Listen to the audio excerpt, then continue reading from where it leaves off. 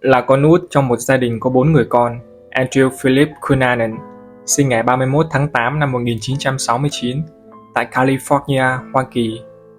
Hắn ta là con trai của cặp vợ chồng Modesto Dankao Cunanan, một người Mỹ gốc Philippines, và Mary Ann Schillaci, một người Mỹ gốc Ý. Vào thời điểm Cunanan chào đời, ông Modesto đang phục vụ Hải quân Hoa Kỳ trong chiến tranh Việt Nam. Sau khi rời Hải quân, Modesto làm công việc môi giới chứng khoán. Khi còn trẻ, Cunanan sống cùng gia đình tại California và theo học tại một trường trung học bình dân.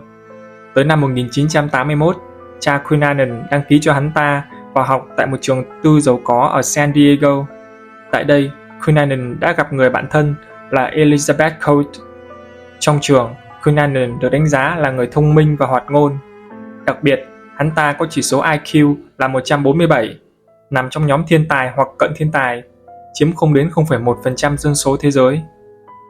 Khi còn là một thiếu niên, Cunanan nổi tiếng là một kẻ nói dối rất giỏi, thường bịa ra những câu chuyện cao siêu về gia đình và cuộc sống cá nhân của hắn. Cunanan cũng rất giỏi trong việc thay đổi ngoại hình, biến hóa ngoại hình theo những gì mà hắn ta cảm thấy hấp dẫn nhất. Cunanan công khai là người đồng tính ở trường trung học khi hắn ta bắt đầu cặp kè với những người đàn ông lớn tuổi giàu có. Tại trường, hắn rất nổi bật, luôn là trung tâm của sự chú ý. Sau khi tốt nghiệp trung học vào năm 1987, Cunanan đăng ký học tại trường đại học California, San Diego, theo chuyên ngành lịch sử Hoa Kỳ. Năm 1988, khi Cunanan 19 tuổi, cha hắn bỏ lại gia đình và chạy trốn về quê hương Philippines do bị truy bắt tại Mỹ vì biển thủ công quỹ nơi ông ta làm việc. Cùng năm đó, Cunanan bắt đầu lui tới các câu lạc bộ dành cho người đồng tính. Sau đó, mẹ của Cunanan, một người rất sùng đạo, đã biết về xu hướng tính dục của hắn ta. Trong một lần cãi vã, Cunanan đã đẩy mẹ hắn vào tường, khiến bà bị trật khớp vai. Sau này, hắn ta được chẩn đoán có khả năng cao mắc chứng rối loạn nhân cách chống đối xã hội, đặc trưng bởi việc không có sự đồng cảm cũng như hối hận về những việc đã làm. Tới năm 1989, Cunanan bỏ học đại học và tới sống tại khu phố Castro, San Francisco, một nơi thiên đường dành cho cộng đồng LGBT. Tại đây, hắn chuyển đến sống cùng cô bạn thân Colt và bạn trai của Colt, Phil Murrow. Tại Castro, San Francisco, Cunanan tiếp tục qua lại với những người đàn ông lớn tuổi giàu có và cũng bắt đầu có những hành vi bạo dâm quá đà với bạn tình. Hắn ta chủ yếu sống nhờ tiền của những người đàn ông lớn tuổi giàu có mà hắn cặp kè cùng. Cunanan cũng bắt đầu buôn bán ma túy, bao gồm cả thuốc viện, cocaine và cần sa. Hắn ta đã sử dụng nhiều biệt danh khác nhau như Andrew De Silva, thiếu tá Andy Cummings, Jill Cunningham hay Kurt Matthew Demaris. Cunanan được cho là đã gặp nhà thiết kế thời trang Gianni Versace lần đầu tại San Francisco vào tháng 10 năm 1990, mặc dù gia đình của Versace luôn phủ nhận rằng họ từng gặp nhau. Tháng 12 năm 1995, Cunanan gặp David Mason, một kiến trúc sư tại một quán bar ở San Francisco. Hai người bắt đầu yêu xa ngay sau đó, nhưng Mason đã kết thúc mối quan hệ vào đầu năm 1996. Mason nói với bạn bè rằng anh cảm thấy có điều gì đó rất rùng rợn với Cunanan. Trong khi đó, Cunanan lại nói với bạn bè hắn ta rằng Mason là tình yêu của cuộc đời. Tháng 9 năm 1996, Cunanan chia tay với Norman Blackford, một người đàn ông lớn tuổi giàu có, đã hỗ trợ Cunanan về mặt tài chính trong lúc qua lại. Cunanan cũng có một người bạn thân khác là Jeffrey Trail, một cựu sĩ quan hải quân đang làm quản lý cho một công ty vận chuyển. Trail nói rằng sau khi cạn kiệt về mặt tài chính, Cunanan đã tiếp tục bán ma túy. Cunanan cũng thường xuyên sử dụng các loại ma túy, đặc biệt là ma túy đá. Tới tháng 4 năm 1997, bạn bè của Cunanan nói rằng hắn ta lạm dụng thuốc phiện liên tục và uống rượu như thể không có ngày mai. Cuối tháng đó, hắn ta nói với bạn bè rằng sẽ đến gặp Trail để giải quyết một số vấn đề kinh doanh. Mặc dù trước đó là bạn thân, nhưng thời gian này, Trail không còn nói chuyện nhiều với Cunanan. Trước chuyến thăm của Cunanan, Trail nói với chị gái rằng anh ấy không muốn Andrew đến. Rất nhiều bằng chứng cho thấy Jeffrey Trail không đơn thuần chỉ là bạn thân của Cunanan, khả năng cao là hai người đã yêu nhau một thời gian ngắn. Chị gái của Trail sau này nói rằng Cunanan từng ám ảnh về Trail. Hắn ta thường bắt chước mọi thứ của Trail, từ mái tóc, chiếc mũ bóng chày cho đến việc nuôi một con dê. Vào ngày 24 tháng 4 năm 1997, Cunanan và 4 người bạn cùng tham dự một bữa tiệc chia tay tại San Diego. Sau bữa tiệc, hắn ta đã cạn sạch tiền và đặt hạn mức cả 2 thẻ tín dụng. Cunanan sau đó đã phải mở hạn mức thẻ tín dụng để mua vé máy bay tới Minneapolis, nơi ở của Trail cũng như người bạn trai cũ David Mason. Khi đến Minneapolis vào ngày hôm sau, Cunanan một lần nữa gặp lại bạn trai cũ David Mason. Mason cũng là bạn chung của Cunanan và Trail. Tại đây, hắn ở ké trong căn hộ của Mason. Tới ngày 26 tháng 4, Cunanan chuyển sang ở ké trong căn hộ của Trail, trong khi Trail ra khỏi thị trấn với bạn trai của anh, John Hackett. Sau đó, Trail nói với bạn trai anh rằng cần đi gặp Cunanan. Khi Trail và bạn trai trở lại căn hộ của mình, Cunanan đã rời khỏi đó. Trail rời căn hộ để tới gặp Cunanan vào khoảng 9 giờ tối. Vụ giết người đầu tiên của Cunanan xảy ra vào tối ngày 26 tháng 4 năm 1997, bắt đầu với Jeffrey Trail, 28 tuổi, bạn thân hoặc cũng có thể là bạn trai cũ của hắn ta. Sau một cuộc tranh cãi trước đó trong căn hộ của Trail, Cunanan đã lấy trộm khẩu súng của Trail và mang nó đến căn hộ của David Mason. Cunanan gọi điện cho Trail từ căn hộ của Mason, bảo anh đến lấy lại khẩu súng. Trail rời căn hộ của mình lúc 9 giờ tối và tới căn hộ của Mason khoảng 9 giờ 45 phút tối. Khi đến nơi, Cunanan đã dùng búa đập chết Trail một cách tàn bạo ngay trước mặt Mason. 25 nhát búa đã kết liễu mạng sống của Trail.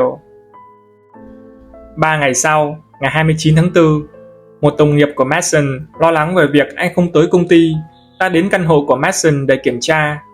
Tại đây, người đồng nghiệp phát hiện ra thi thể của Trail cuộn trong một tấm thảm và đặt sau ghế sofa. Đồng hồ của Trail đã dừng lại lúc 9 giờ 45 phút tối, được các nhà chức trách cho là thời điểm xảy ra vụ giết người. Như vậy, vụ giết người tàn bạo chỉ diễn ra vỏn vẹn trong khoảng 10 phút. Mason, 33 tuổi, là nạn nhân thứ hai của Cunanan. Các nhà điều tra cho rằng Mason vẫn ở trong căn hộ với Cunanan 2 ngày sau khi Trail bị sát hại.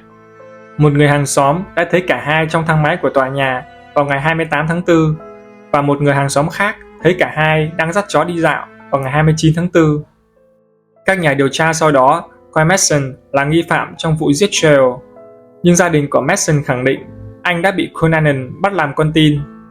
Vào ngày 2 tháng 5, người ta nhìn thấy Mason và Cunanan ở phía bắc Minneapolis, lái chiếc xe Jeep của Mason và ăn trưa cùng nhau trong một quán bar. Sáng hôm sau, thi thể của Mason được tìm thấy bên bờ hồ gần Rush City, Minnesota, với những vết thương do đạn bắn vào đầu và lưng từ khẩu súng lục bán tự động mà Cunanan đã lấy từ nhà của Trail. Vào ngày 3 tháng 5, Cunanan lái xe đến Chicago và giết chết Lee Miglen, 72 tuổi.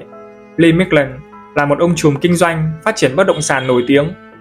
Tại thời điểm đó, công ty của Miglen thậm chí còn đang đề xuất xây dựng tòa nhà cao nhất thế giới. Cunanan đã trói tay chân Miglen và quấn đầu bằng băng keo, sau đó đâm nạn nhân hơn 20 nhát bằng một cái tua vít, cắt cổ Miglen bằng cưa sắt và lấy trộm xe của nạn nhân. Trong khi gia đình của Miglen khẳng định rằng vụ giết người là ngẫu nhiên, nhưng một cựu đặc vụ FBI nói rằng chắc chắn Cunanan giết Miglen là có động cơ, không phải ngẫu nhiên.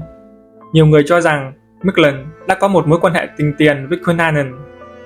Cunanan đã bỏ lại chiếc Jeep màu đỏ của Mason tại một con đường gần nhà Miglen và lái chiếc xe Lexus màu xanh lá của Miglen bỏ trốn. Chiếc Lexus này có gắn một chiếc điện thoại giúp cảnh sát theo dõi định vị của Cunanan. 5 ngày sau khi giết Miglen, ngày 9 tháng 5, tại một nghĩa trang ở New Jersey, Cunanan đã bắn chết William Reese, 45 tuổi, người trông coi nghĩa trang. Cuối ngày hôm đó, khi Reese không trở về nhà ăn tối, vợ ông đã đến nghĩa trang để kiểm tra. Sau đó, bà đã gọi cảnh sát và phát hiện ra thi thể của Reese bị bắn vào đầu bằng chính khẩu súng lục mà Cunanan đã dùng để giết Mason. Không giống như các nạn nhân khác, thường bị giết vì những lý do cá nhân, Cunanan đã giết Reese đơn giản chỉ vì muốn cướp chiếc xe bán tải Chevrolet của nạn nhân. Cunanan dùng chiếc xe tải này để đi tới Florida. Vào ngày 12 tháng 5, Cunanan bắt đầu lưu trú tại một khách sạn ở Miami Beach, Florida. Một tháng sau đó, ngày 12 tháng 6, hắn ta được liệt kê trong danh sách 10 kẻ đào tẩu bị truy nã gắt gao nhất của FBI. Cunanan đã thành công lẩn trốn trong 2 tháng. Tới ngày 14 tháng 7, dường như vì hết tiền, Cunanan đã trả phòng khách sạn. Khoảng 8 giờ 45 phút sáng, ngày 15 tháng 7 năm 1997, Cunanan sát hại Gianni Versace, 50 tuổi, một nhà thiết kế thời trang danh tiếng người Ý. Versace bị sát hại ngay trước dinh thự riêng của ông tại Miami Beach. Versace đang trên đường trở về dinh thự sau khi mua tạp chí, thì bị bắn một phát vào sau đầu và một phát vào má trái bằng chính khẩu súng lục mà Cunanan đã dùng để giết Manson và Reese. Một nhân chứng đã đuổi theo Cunanan nhưng không thể bắt được hắn ta. Cunanan đã chạy trốn vào một nhà để xe ở gần đó. Versace được tuyên bố là tử vong tại bệnh viện vào lúc 9 giờ 21 phút sáng. Cảnh sát đã tìm thấy chiếc xe bán tải màu đỏ của Reese trong một nhà để xe gần đó. Trong xe có chứa quần áo của Cunanan và những mẩu báo về những vụ giết người trước đó.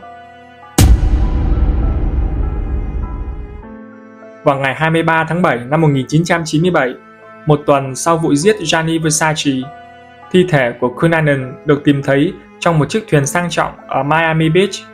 Một nhân chứng cũng đã báo cảnh sát sau khi nghe thấy một tiếng súng.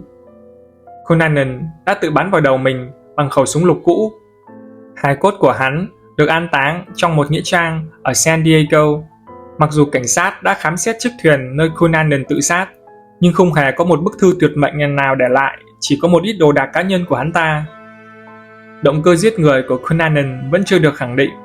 Vào thời điểm xảy ra các vụ giết người, dư luận đã có nhiều đồn đoán cho rằng Cunanan đã phát hiện ra hắn dương tính với HIV, mặc dù khám nghiệm tử thi cho thấy hắn ta vẫn âm tính với HIV.